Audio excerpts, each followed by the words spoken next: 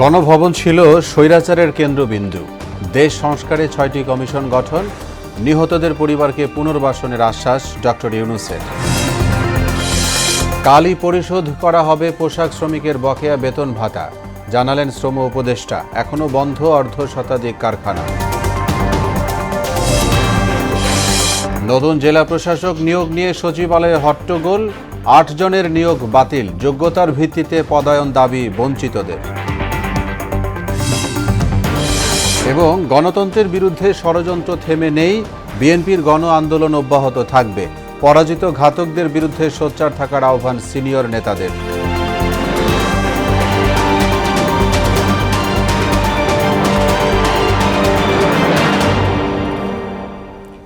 আসসালামু আলাইকুম। আমন্ত্রণ মোহনা সংবাদে এতক্ষণ শুনছিলেন শিরোনাম। আপনাদের সঙ্গে আছি মোহাম্মদ ওয়ালিউল্লাহ। এবার পুরো খবর। অন্তর্বর্তী সরকারের প্রধান উপদেষ্টা ডক্টর মোহাম্মদ ইউনূস জানিয়েছেন, ছাত্র শ্রমিক জনতার বিপ্লবের মূল লক্ষ্য ছিল গণভবন, কারণ এটা ছিল স্বৈরাচারের কেন্দ্রবিন্দু। সন্ধ্যা 7:30টায় জাতির উদ্দেশ্যে দেওয়া ভাষণে একথা বলেছেন তিনি। রাষ্ট্রের গুরুত্বপূর্ণ 6টি প্রতিষ্ঠান ও সংস্থা সংস্কারে 6 বিশিষ্ট নাগরিককে দায়িত্ব দিয়েছেন প্রধান উপদেষ্টা। গণ অভ্যুত্থানে নিহতদের পরিবারকে পুনর্বাসন করা হবে বলেও জানিয়েছেন তিনি। এমআর আসাদ জানাচ্ছেন বিস্তারিত। সহ 10 জন অতিরিক্ত আইজি, 88 জন। বুধবার সন্ধ্যা 7:30টায় জাতির উদ্দেশ্যে ভাষণ শুরু করেন প্রধান উপদেষ্টা ডক্টর মোহাম্মদ ইউনূস। জুলাই গণ অভ্যুত্থানে নিহতদের স্মরণ করে দেশের বন্যা পরিস্থিতি নিয়ে কথা বলেন তিনি। ছাত্র শ্রমিক জনতার বিপ্লবের মূল লক্ষ্য ছিল গণভবন, এটা ছিল স্বৈরাচারের কেন্দ্রবিন্দু। এই সরকার বিপ্লবের প্রতি সম্মান দেখিয়ে গণভবনকে বিপ্লবের জাদুঘর হিসেবে ঘোষণা দিয়েছে। ছাত্র জনতার ক্ষোভকে স্থায়ীভাবে তুলে ধরার জন্য গণভবনের আর কোনো সংস্কার করা হবে না। ছাত্র জনতার ক্ষোভের মুখে তা যে অবস্থায় দাঁড়িয়েছিল সেই অবস্থায় তাকে রাখা হবে। গণ অভ্যুত্থানের শহীদদের স্মৃতি ধরে রাখতে সরকার তার যাত্রা লগ্নে জুলাই গণহত্যা স্মৃতি ফাউন্ডেশন নামে একটি ফাউন্ডেশন প্রতিষ্ঠার উদ্যোগ নেয়। এখন সেই ফাউন্ডেশন তৈরি হয়েছে। সকল শহীদ পরিবার এবং আহতদের সর্বোত্তম চিকিৎসা সহ তাদের পরিবারের সম্পূর্ণ দায়িত্ব এই ফাউন্ডেশন গ্রহণ করছে। এই ফাউন্ডেশনে দান করার জন্য দেশের সকল মানুষ এবং বিদেশে অবস্থানরত বাংলাদেশিদের আমরা আহ্বান জানাচ্ছি। পোশাক শ্রমিকদের দেশের অর্থনীতির স্বার্থে কাজে ফিরে যাওয়ার অনুরোধ করেন ডক্টর ইউনূস। মালিকদের প্রতি আহ্বান জানান শ্রমিক বান্ধব হওয়ার। তৈরি পোশাক, ওষুধ শিল্প, এইসব এলাকায় শ্রমিক ভাই বোনেরা তাদের অভিযোগ জানানোর জন্য ক্রমাগতভাবে এই শিল্পের কার্যক্রম পরিচালনা বন্ধ রাখতে বাধ্য করছেন। এটা আমাদের অর্থনীতিতে যে নেতিবাচক প্রভাব ফেলবে সেটা মোটেই কাম্য নয়। এমনিতেই ছাত্র শ্রমিক জনতার বিপ্লবের পর যে অর্থনীতি আমরা পেয়েছি সেটা নিয়ম নীতিবিহীন, দ্রুত ক্ষীয়মান একটা অর্থনীতি। ন্যায্যতার ভিত্তিতে সব দেশের সঙ্গে সুসম্পর্ক তৈরির পাশাপাশি সার্ক পুনরুজ্জীবিত করার আশা প্রকাশ করেন তিনি। সন্ত্রাস দমন আইন ও ডিজিটাল সাইবার নিরাপত্তা আইনে দায়েরকৃত মিথ্যা হয়রানিমূলক মামলাগুলো প্রত্যাহার করা হচ্ছে। সাইবার নিরাপত্তা আইন সহ বাংলাদেশে বিদ্যমান সকল কালো আইনের তালিকা করা হয়েছে। অতি সত্বর এই সকল কালো আইন বাতিল ও প্রযোজ্য ক্ষেত্রে সংশোধন করা হবে। সাংবাদিক সাগর রনি হত্যাকাণ্ড সহ বহুল আলোচিত 5টি হত্যাকাণ্ডের তদন্ত ও বিচার অগ্রাধিকার ভিত্তিতে ও দ্রুততম সময়ে নিষ্পত্তির জন্য সহায়তা প্রদান করা হচ্ছে। বহুল প্রতীক্ষিত সংস্কার শুরুর অংশ হিসাবে 6টি নতুন কমিশন গঠনের ঘোষণাও ছিল জাতির উদ্দেশ্যে ভাষণে। গণ অভ্যুত্থানের বার্তাকে প্রতিফলিত করার জন্য সাংবিধানিক সংস্কারের প্রয়োজন আমরা অনুভব করছি। এসব বিষয়ে সংস্কার করার প্রাথমিক পদক্ষেপ হিসেবে আমরা প্রাথমিকভাবে 6টি কমিশন গঠন করার সিদ্ধান্ত নিয়েছি। ভুয়া মুক্তিযোদ্ধাদের চিহ্নিত করার কাজ চলছে বলেও জানান ডক্টর ইউনূস। অভিজ্ঞতা বিবেচনা করে 6 জন এমআর বিশিষ্ট আসাদ, নাগরিকের মোহনা সংবাদ, এই ঢাকা। কমিশনগুলো পরিচালনা করার দায়িত্ব দিই। সচিবালয়ে বঞ্চিতদের হট্টগোল আর নানান আলোচনায় 59 ডিসির মধ্যে 8 জনের নিয়োগ বাতিল করেছে সরকার। 4 জেলায় এসেছে রদবদল। সংবাদ সম্মেলনে এসব তথ্য জানিয়েছেন জনপ্রশাসন মন্ত্রণালয়ের সিনিয়র সচিব। তারপরও সংকট কাটেনি। 59 ডিসিকেই বাতিলের আলটিমেটাম দিয়েছেন নিজেদের বঞ্চিত দাবি করা প্রশাসনের কর্মকর্তারা। এদিকে গতকালের ঘটনাকে অশোভন বলে বক্তব্য করেছেন বিশৃঙ্খলা তদন্তে গঠিত কমিটির প্রধান। রিপোর্ট করছেন নাসির উদ্দিন।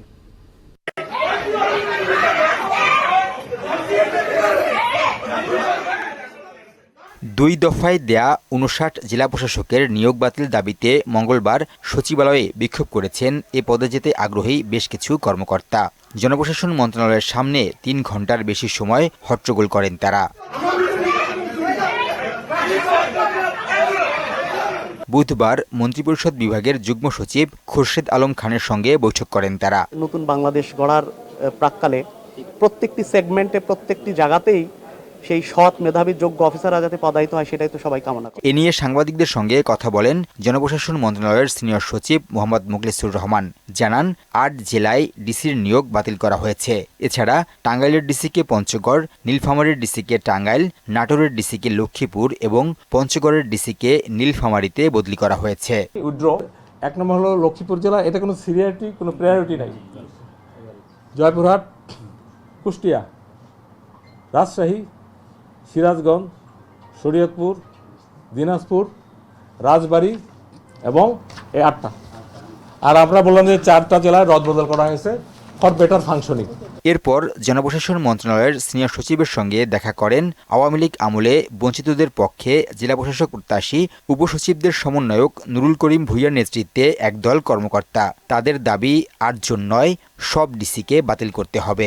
এই দুটি যে প্রজ্ঞাপন জারি হয়েছে সেই দুটি প্রজ্ঞাপন বাতিল করতে হবে। তিনি আমাদেরকে আশ্বাস দিয়েছেন যত দ্রুত সম্ভব তিনি এই বিষয়ে ব্যবস্থা গ্রহণ করবেন এবং আমাদের যে সেন্টিমেন্ট সেই সেন্টিমেন্ট তিনি মাননীয় প্রধান উপদেষ্টা মহোদয় বরাবর পৌঁছাবেন। এদিকে জনপ্রশাসন মন্ত্রণালয়ে বঞ্চিত কর্মকর্তাদের অসন্তোষ থেকে সৃষ্ট হট্টগোল তদন্তে স্বাস্থ্য মন্ত্রণালয়ের সিনিয়র সচিব এম.এ. আকমল হোসেন আজাদের নেতৃত্বে এক সদস্য বিশিষ্ট কমিটি গঠন করা হয়েছে।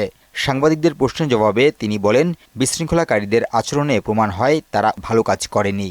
গতকালকের ঘটনাটা আমি সাধারণভাবে মনে করি টিভি নিউজ দেখে এটা শোভন হয় নাই। কারা করেছে?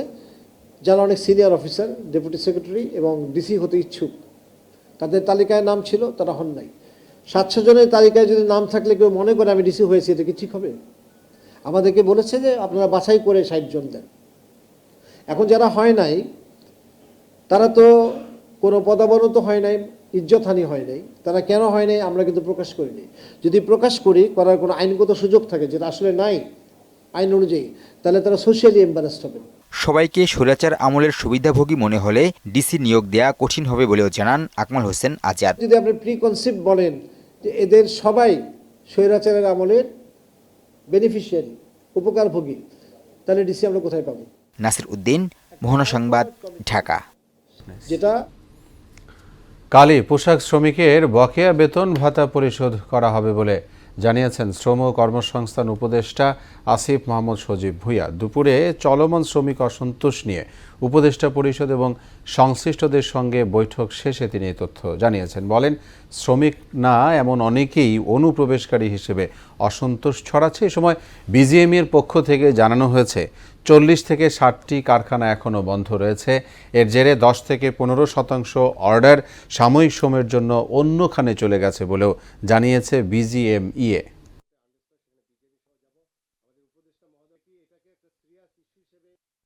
অর্থ উপদেষ্টা এখানে বসে থেকে বাংলাদেশ ব্যাংকের গভর্নরকে বলেছেন যে খুব দ্রুত যাতে, আপনারা জানেন একটি প্রতিষ্ঠানকে ঘিরে আজকে যেই আনরেস্ট সেটা অনেক বড় আকার ধারণ করেছে, সেই প্রতিষ্ঠানকে দ্রুত ঋণ দেওয়ার মাধ্যমে যেন শ্রমিকদের বেতনটা দেওয়া হয়, সেটা আজ রাত অথবা কালকের মধ্যেই শ্রমিকদের কাছে পৌঁছে যাবে বলে আমরা আশা রাখছি।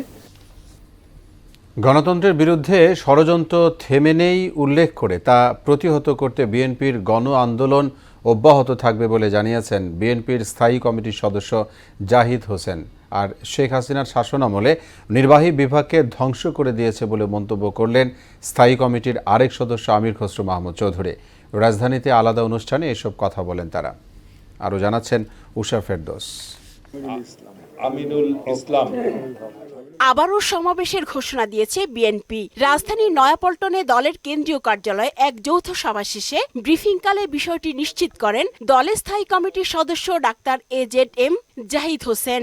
স্মরণ সভা 14 তারিখ কেন্দ্রীয় শহীদ মিনারে, গণতন্ত্রের সমাবেশ হবে বিএনপির 15 তারিখে। বলেন, গণতন্ত্রকে প্রাতিষ্ঠানিক রূপ দিতে সংগ্রাম চলমান, আর এর জন্য সবাইকে একসঙ্গে কাজ করার আহ্বানও জানান তিনি। এই দেশের বিরুদ্ধে ষড়যন্ত্র থেমে নাই, গণতন্ত্রের বিরুদ্ধে ষড়যন্ত্র থেমে নাই। কাজেই এই ষড়যন্ত্রকে রুখে দেওয়ার জন্যই 15ই সেপ্টেম্বর এই দেশের মানুষ, এই ঢাকা শহরের মানুষ সর্বত্র একত্রিত হবে এবং এই তাদের উপস্থিতি সকল ষড়যন্ত্রের বেড়াজাল ভেঙে আগামী দিনে গণতন্ত্র উদ্ধারের পথকে আরো মসৃণ করবে। এদিকে গুলশানে চেয়ারপারসনের কার্যালয়ে বিএনপি মহাসচিবের সঙ্গে অস্ট্রেলিয়ান হাই কমিশনারের সাক্ষাৎ শেষে সাংবাদিকের মুখোমুখি হন স্থায়ী কমিটির সদস্য আমির খসরু মাহমুদ চৌধুরী। গত 15-16 বছরে দেশের চরম রাজনীতিকরণ এবং ক্ষমতার অপব্যবহার এবং নিজেদের লোক বসানোর যে একটা প্রচেষ্টা ছিল, দেশের আজকে এই নির্বাহী বিভাগে আজকে বস্তুতপক্ষে একটা দলীয় নির্বাহী বিভাগ ছাড়া তার কিছু বাকি নাই। এখান থেকে বেরিয়ে আসতে হলে এটা খুব সহজ কাজ নয়, হয়তো ভুল ত্রুটি থাকতে পারে, কিন্তু সেটা আমরা বলবো আলাপ আলোচনার মাধ্যমে সমাধান করার জন্য। ছাত্র জনতার গণ অভ্যুত্থানের প্রত্যাশা পূরণে সবাইকে একসঙ্গে কাজ করার আহ্বানও জানান এই বিএনপি নেতা। আগামীর বাংলাদেশ দেশ, এটা আমরা সবাই মিলে করতে হবে, এটা তো কেউ একা করতে পারবে না। উষা ফেরদৌস, মোহনা সংবাদ, ঢাকা। এদিকে আওয়ামী লীগ দেশকে লাশের রাজ্যে পরিণত করেছিল বলে অভিযোগ করেছেন বিএনপির সিনিয়র যুগ্ম মহাসচিব রুহুল কবির রিজভী।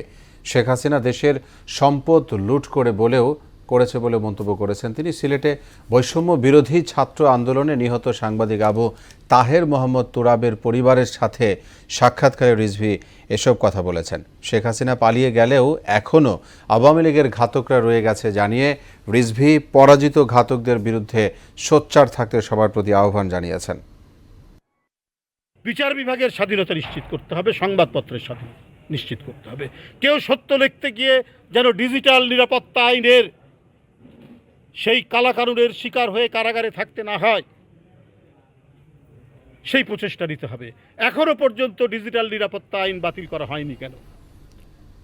রাজধানীর বাড্ডায় ফুজি টাওয়ারের সামনে সুমন শিকদারকে গুলি করে হত্যা মামলায় সাবেক প্রধানমন্ত্রী শেখ হাসিনার বিদ্যুৎ, জ্বালানি ও খনিজ সম্পদ বিষয়ক উপদেষ্টা ডক্টর তৌফিক ইলাহি চৌধুরীকে 4 দিনের রিমান্ড দিয়েছেন আদালত। ঢাকার মেট্রোপলিটন ম্যাজিস্ট্রেট আলী হায়দার এই আদেশ দিয়েছেন। এর আগে সিএমএম আদালতে তৌফিক ইলাহি হাজির করে 10 দিন রিমান্ডে নিতে আবেদন করেন মামলার তদন্ত কর্মকর্তা।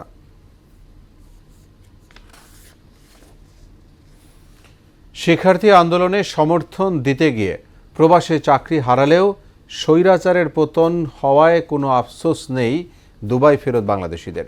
সম্মিলিত প্রচেষ্টায় সবার জন্য সুন্দর দেশ নির্মাণ করতে পারলে চাকরি ও স্বপ্ন হারানোর কষ্ট দূর হয়ে যাবে বলে মনে করেন তারা। আরব আমিরাতে বিক্ষোভ থেকে শুরু করে কারাগার হয়ে দেশে ফেরা পর্যন্ত রেমিটেন্স যোদ্ধাদের গল্প জানাচ্ছেন ওবায়দুল হক মারুফ। কোটা সংস্কার আন্দোলনে একাত্মতা জানিয়ে বিশ্বের বিভিন্ন দেশে রাজপথে নামেন রেমিটেন্স যোদ্ধারা। এমনই একদল প্রবাসী মিছিল করতে গিয়ে আরব আমিরাত সরকারের বিরাগভাজন হন। আইন অমান্য করে বিক্ষোভের দায়ে বিভিন্ন মেয়াদে কারাদণ্ড দেয়া হয় অসংখ্য বাংলাদেশিকে। পরবর্তীতে অন্তর্বর্তী সরকারের অনুরোধে 57 জনকে সাধারণ ক্ষমা করেন দেশটির রাষ্ট্রপতি। বিদেশের কারাগার থেকে ক্ষমা পেয়ে ফিরে আসা সন্তানকে পেয়ে নিজের অনুভূতি জানালেন জহিরুল ইসলাম নাহিদের বাবা। আমার ছেলে একজন দেশপ্রেমিক, আমার ছেলে যদি দেশের জন্য জীবনও যায় আমার কোনো দুঃখ নাই, আমার ছেলে কোনো খারাপ কাজে যায় নাকি। ছেলে আবার আমার বুকে আল্লাহ ফিরে আনছে। ডক্টর ইউনূস স্যারের ওনার অনেক কৃতজ্ঞতা প্রকাশ করতেছি যে ওনার কূটনীতিক আলোচনার মাধ্যমে আমার ছেলে আমার বুকে ফিরে আসছে, আমি শুকরিয়া জ্ঞাপন করতেছি। বাংলার রাজপথে নিরস্ত্র ছাত্রদের উপর নির্বিচার গুলিবর্ষণের দৃশ্য তাদের বিদেশের মাটিতে প্রতিবাদী হতে বাধ্য করেছে বলে জানান কারামুক্ত নাহিদ। কিছুটা আমার ক্ষতি হবে এটা আমি জানতাম, কিন্তু এত মানুষের ক্ষতি হবে সেটা আমি কখনোই জানতাম না। কিন্তু দেশের অবস্থা দেখে আমি আসলে থাকতে পারি নাই। সর্বোচ্চ কষ্টটা ফিল করেছি, কারণ আমি জানি না আমার দেশ স্বাধীন হয়েছে কিনা। আরব আমিরাতে ছিল নিজস্ব ব্যবসা ও ব্যক্তিগত গাড়ি খালিদের। দেশকে স্বৈরাচার মুক্ত করার আন্দোলনে শরিক হতে গিয়ে হারিয়েছেন সোনালী ভবিষ্যৎ সহ সবকিছু। তারপরও নেই কোনো আফসোস। এই দিনকে রাত্রে আমরা মিছিল করার পরে রাত্রে 9টার দিকে আমাদের উঠায় নিয়ে আসছে। আমরা 1 মাস 20 দিনের মতো জেল কাটছি। আমার কোনো চাওয়া পাওয়া নাই। আমার ওই জায়গায় অনেক কিছু, আমার গাড়ি ঘোড়া ছিল, আমার গাড়ি এখানে আমার নতুন লাইসেন্স আমি পাইছিলাম না। লাইসেন্স পাওয়ার পরে আমি গাড়িটা কিনছিলাম, গাড়িটা আমি চালাইতে পারি না বেশি দিন। স্বৈরাচার মুক্ত নতুন বাংলাদেশকে সবার জন্য বাসযোগ্য করতে সবাইকে ঐক্যবদ্ধ হওয়ার আহ্বান জানিয়েছেন স্বর্ণাল ভবিষ্যতের স্বপ্ন থেকে কক্ষচ্যুত শ্রমিকরা। ওবায়দুল হক মারুফ, মোহনা সংবাদ, ঢাকা। এবার খেলার খবর, শুরুতেই ক্রিকেট। প্রধান উপদেষ্টা ডক্টর মোহাম্মদ ইউনূসের সঙ্গে আগামীকাল দেখা করবেন বাংলাদেশ জাতীয় দলের ক্রিকেটাররা। বিসিবির একাধিক সূত্র এই খবর নিশ্চিত করেছে। পাকিস্তানকে টেস্ট সিরিজ হারিয়ে আসা ক্রিকেটারদের সাথে দুপুরে প্রধান উপদেষ্টার কার্যালয়ে যাবেন বিসিবি সভাপতি ফারুক আহমেদ। এছাড়া থাকতে পারেন আরও 2 কর্মকর্তা। পাকিস্তানের বিপক্ষে টেস্ট সিরিজ জয়ের পর বাংলাদেশ দলকে অভিনন্দন জানিয়েছিলেন প্রধান উপদেষ্টা ডক্টর ইউনূস। সেই সময় বলা হয়েছিল পাকিস্তান থেকে ফিরলে বাংলাদেশ দলের ক্রিকেটারদের সংবর্ধনা দেবেন তিনি। আগামী 15 সেপ্টেম্বর 2 টেস্ট ও 3 টি20 সিরিজ খেলতে ভারতে যাবে বাংলাদেশ। পরিবর্তন আসছে জাতীয় ক্রিকেট লিগে। এবারে 4 দিনের টেস্ট ম্যাচের পাশাপাশি টি20 ফরম্যাটেও হবে খেলা। বিসিবিতে এক ব্রিফিংয়ে এই কথা জানান বিসিবির নির্বাচক আব্দুর রাজ্জাক। সিঙ্গেল টায়ারে হবে আসরের ম্যাচগুলো। ক্রিকেটারদের পারফরমেন্স উন্নতির জন্য এই পরিবর্তন আনা হয়েছে বলে জানিয়েছেন তিনি। এছাড়া ঘরোয়া ক্রিকেটের এই টুর্নামেন্টের মান উন্নয়নে আরও পরিবর্তন আনা হবে বলে জানিয়ে একে সেরা টুর্নামেন্ট হিসেবে অভিহিত করেন বিসিবির এ নির্বাচক। লিগের জন্য যে প্রাথমিক যে দলটা হয় 30 মেম্বার্সের, তো সেটা থেকে ক্যাপ্টেন এবং কোচকে ডেকে ওদের সাথে কথা বলে আমাদের ফিটনেস ক্যাম্পের জন্য আমরা ওটা থেকেও আরেকটু রিডিউস করি। এবারকার ন্যাশনাল লিগ আমাদের সিঙ্গেল টায়ার হবে। আগে যেমন টায়ার 1 টায়ার 2 ছিল, এবার স্ট্রেট ওয়ে হবে, সবার সাথে সবাই খেলবে আর কি। অদূর ভবিষ্যতে আরও প্ল্যান আছে, হয়তো সেগুলো এক্সিকিউট হবে, তা এটা দিয়ে শুরু করা হচ্ছে। বিসিবির পরিচালকের পদ থেকে পদত্যাগ করেছেন খালেদ মাহমুদ সুজন। দীর্ঘদিন বিসিবির সঙ্গে যুক্ত ছিলেন সুজন। এখনও তার পদত্যাগের কারণ জানা যায়নি। এর আগে বিসিবিতে একাধিক কমিটির বিভিন্ন গুরুত্বপূর্ণ পদে ছিলেন সুজন। এর মধ্যে গেম ডেভেলপমেন্ট কমিটির চেয়ারম্যানের দায়িত্ব পালন করেছেন তিনি। ক্রিকেট অপারেশনস কমিটির সহসভাপতি হিসেবেও দায়িত্ব পালন করতে দেখা গেছে। 2023 সাল থেকে নির্বাচিত হওয়ার পর থেকে নাজমুল হাসান পাপনের বোর্ডে বিভিন্ন গুরুত্বপূর্ণ পদে দেখা গেছে তাকে। বিসিবি পরিচালকের পদের সঙ্গে বিভিন্ন সময়ে টিম ডিরেক্টর, অন্তর্বর্তীকালীন কোচ, টিম ম্যানেজারের দায়িত্বও পালন করেছেন সুজন। এ ছিল এখনকার মতো সংবাদ। শেষ করব তার আগে শিরোনামগুলো জানাবো আরও একবার।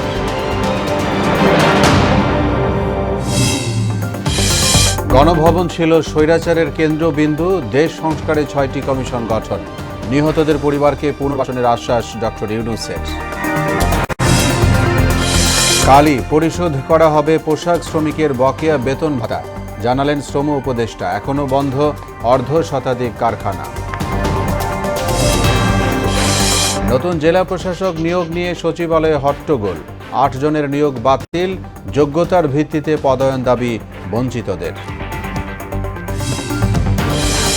এবং গণতন্ত্রের বিরুদ্ধে ষড়যন্ত্র থেমে নেই, বিএনপির গণ আন্দোলন অব্যাহত থাকবে। পরাজিত ঘাতকদের বিরুদ্ধে সোচ্চার থাকার আহ্বান সিনিয়র নেতাদের। সবাইকে আবারও শুভেচ্ছা। পরবর্তী সংবাদ রাত 12টায় দেখার আমন্ত্রণ রইল। এছাড়া মোহনার সবশেষ খবর জানতে ভিজিট করুন www.mohana.tv। সংবাদ দেখতে পারেন ফেসবুক ও ইউটিউবেও। এতক্ষণ সঙ্গে থাকায় ধন্যবাদ সবাইকে।